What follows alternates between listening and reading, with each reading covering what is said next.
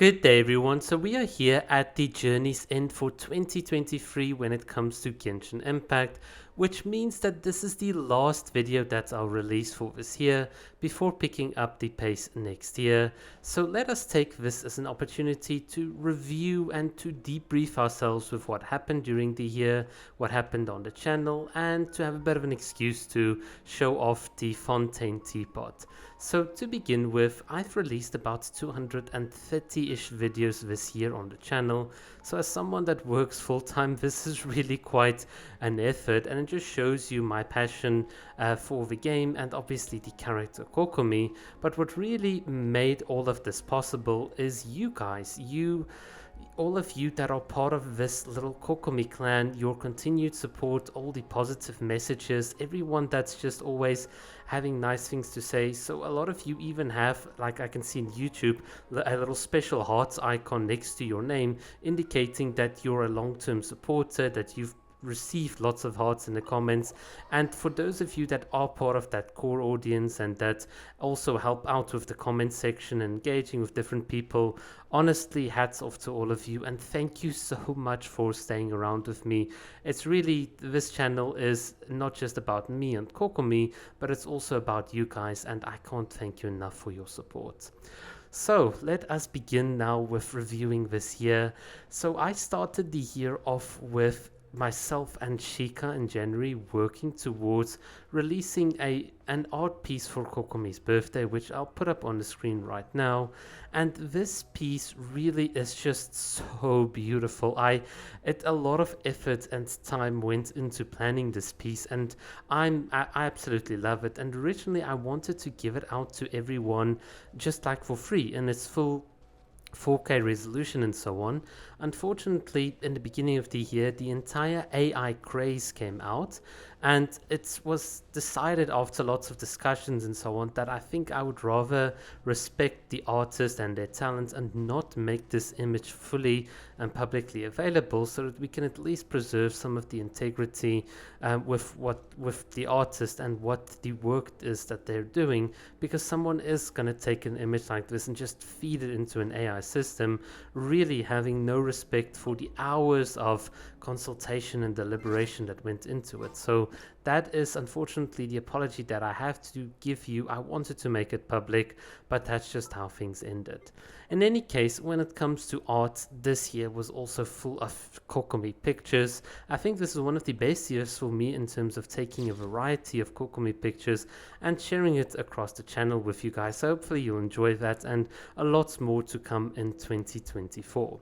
So to carry on with our journey, in March after Kokomi's birthday, Daya released, and it was at a time when a lot of people were kind of tired of the Sumru arc. I mean, we were I think in 3.3 or 3.4 at the time, and with the tiredness and the massive disappointment in terms of Daya's release, I really did take a break in March, as you all know.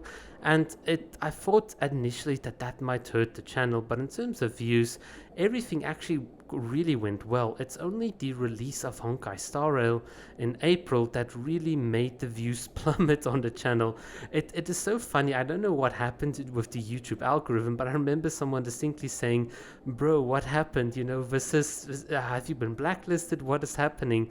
And it really was just Honkai Star Rail. And ever since, the views on this channel haven't been that great, as you guys know. So it's really you guys, the little Kokomi clan, together with me, that really keeps this going forward. So I'm just so grateful for all of you. And yeah, as we journeyed and weathered through all of those storms, we eventually got to 3.7 and 3.8 with the release of Kirara. So Daya was the first character we got this year, Kirara was the second one, and she's just a ton of fun. You saw all of the Nila Bloom teams. So yeah, Kirara is just so amazing. And for me, I think it was really nice having her, because when Fontaine came around, I was really disappointed. So I still need to make this clear. I absolutely liked Farina. I liked Farina's release, and Navia, Kokomi, and Farina for me are the top 3 most beautiful characters in the game. But with Fontaine's release, despite Farina being like the big highlight, it really wasn't such a good beginning to the journey, mostly because, well, I felt that they really didn't do Kokomi justice. They gave her the 3.8 event, which really felt watered down. I wanted more of the big brain strategist Kokomi. I wanted more like involvement with the character, and Hoyo gave her nothing. And with Fontaine's release, Kokomi, the quintessential character, the character that everyone anticipated to have some sort of connection with the water and with everything in Fontaine, well, we got nothing. Kokomi's passives don't work in Fontaine, she can't dolphin jump, and you guys know how much of a tirade I went on about that, and I was still very conflicted with the fact that not only do I really like Farina, but it was almost like terrible to see that they took the best parts of Kokomi and other characters' kits, gave it to Farina, and they did nothing for the old characters. It's still a very difficult conflict for me to resolve, but I mean, it's just what it is.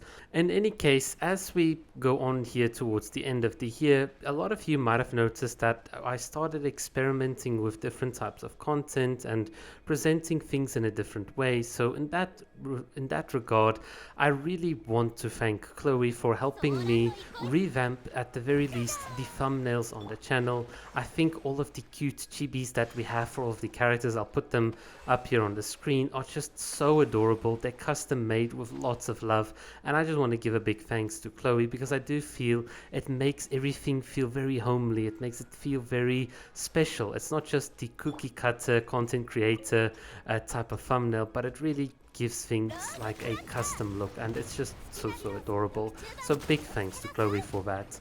And yeah, with the changes in the channel, we obviously then get finally to Navia, which you can see here is just making things explode in the background. And as a character, she was the last one that I picked up after Farina, and I've just been very happy with her. I wish Hoya would continue this trend of looking at all the mechanics in the game and just giving us characters that can fill out some of those niches.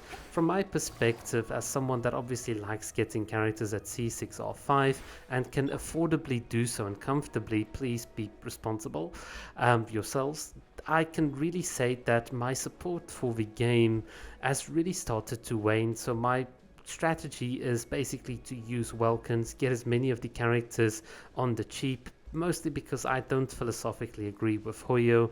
When I started playing the game, they sold us on the idea that this is going to be a game with some purpose. We have artifacts, we have characters that we build for some reason. Some of the earlier combat events definitely reflected that. But as time goes on, Genshin Impact is a casual game which we enjoy casually, and that is okay. I've come around to accepting that and just presenting that type of content to you guys, and hopefully in the new year we'll keep on doing that with the bit of combat as well. Alright, so to really end everything off, yeah, I'm tired everyone, so hopefully with me you'll have a wonderful holiday, you'll rest up and just enjoy spending time with your family, friends, and yeah, I'll see you once again in the next year. Thank you so much for watching.